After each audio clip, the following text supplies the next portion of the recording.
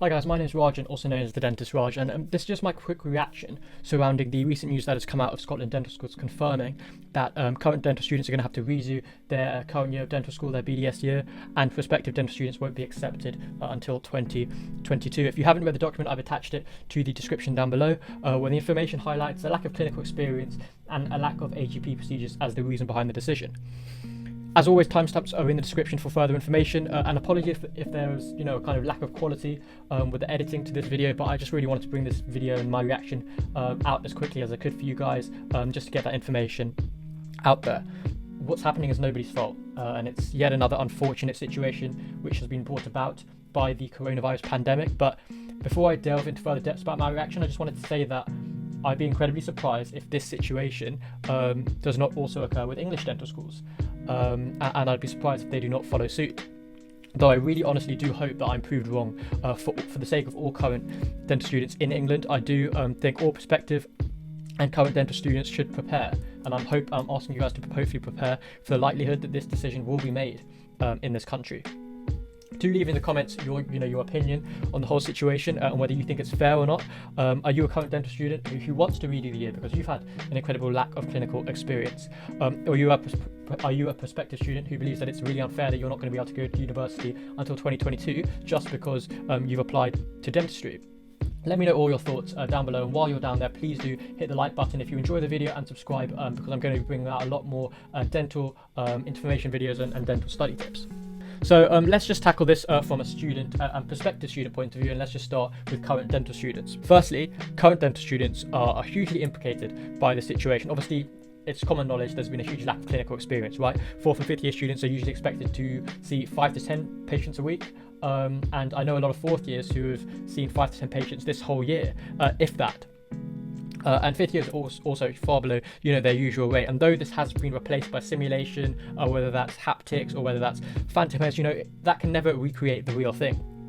This being said, I do want to raise the point that when I was actually thinking about intercalating last year, one of my big reasons was because COVID was happening. I wasn't sure whether I wanted to go into 4th year because of COVID. I actually went out and asked maybe 6 to 8 dental professionals whether they thought because of a lack of clinical experience I should take a year out of dental school, and they all told me that that should not be the reason as to why you decide to take a year out of dental school, because they believed at least that dental professionals get all their experience through their DFT year. So no matter the amount of help and practice that they got at dental school, they believe that they all became proper dentists and learned how to become really good dentists, the dentists they are today, through their DFT practice, through their DFT experiences, and that's what drove them. And therefore they all encouraged me not to do my intercalating year because I'd be having a lack of experience through dental school this year. Therefore, as I mentioned, I do understand the concern to release undergraduate students who aren't necessarily fit to practice, and I would love to hear the opinion of 5th year students who are potentially going out into the big world of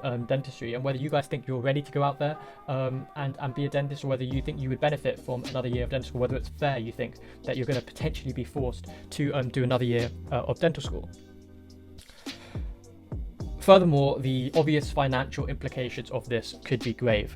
Those Scottish dental schools have brought in a £6,750 bursary for all students. This does leave a £2,500 charge for dental students, which obviously has been completely taken out of their hands. They're going to have to pay this £2,500 regardless, as well as potential living costs, which can be up to 5 to 10k, including on top of that transportation costs, food costs.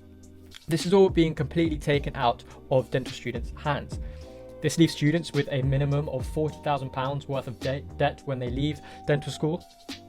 And we haven't even been able to discuss student loans as of yet. Therefore, my heart honestly does go out to those who are currently being affected, whether it's by COVID or whether it is by this decision financially.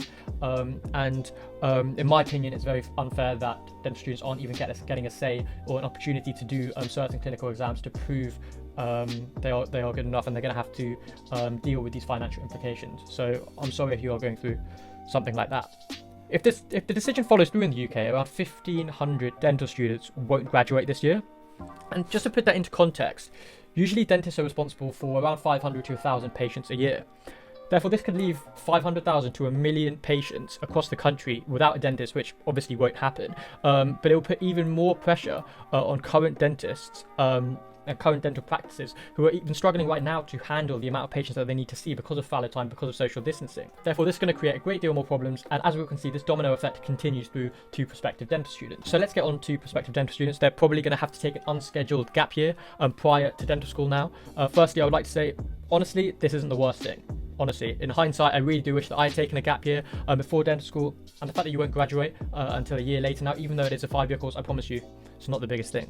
What I would say is just have a little think, with this looking increasingly likely, about what you want to achieve and do during this gap year, and just don't let that time pass without actually having done something really productive. With all that being said, once again, the fact that prospective dental students, purely because they decided to choose a dental degree, aren't going to get to go to university this September is incredibly harsh. I feel for current gap year students who are going to have to take another year out of education. This has been taken out of their hands, and I feel for graduate entries who are going to potentially have to take a gap year following graduation of their undergraduate degree. It just seems honestly incredibly unfair. And honestly, I do feel really sorry and feel really bad for those in these difficult situations. This domino effect is evident, and is this now going to go on to year 12 students? They're going to have to take a forced gap year and then go to dental school in 2023, 2024 for year 11 students, so on and so forth. It's really interesting to see how this is now going to play out.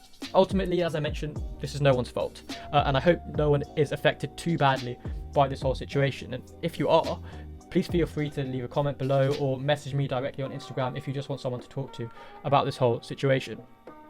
If you think I've missed any information out, please do leave it in the comments for any further discussions to take place. It will really benefit anyone watching this video if you know something that I don't. And as I mentioned, this was only going to be a short video about my initial reactions to the whole situation, and hopefully dental schools in England will provide rather more clarity on the situation soon. And fingers crossed for dental students that they don't follow suit of dental schools in Scotland. I assume that's what most dental students want. Again, if you don't think so, leave in the comments below. But yeah, this is just my reaction. I hope you found it helpful and interesting and gave you some insight to try and prepare for the likelihood of this happening. I'm the dentist Raj, and I'll see you guys soon.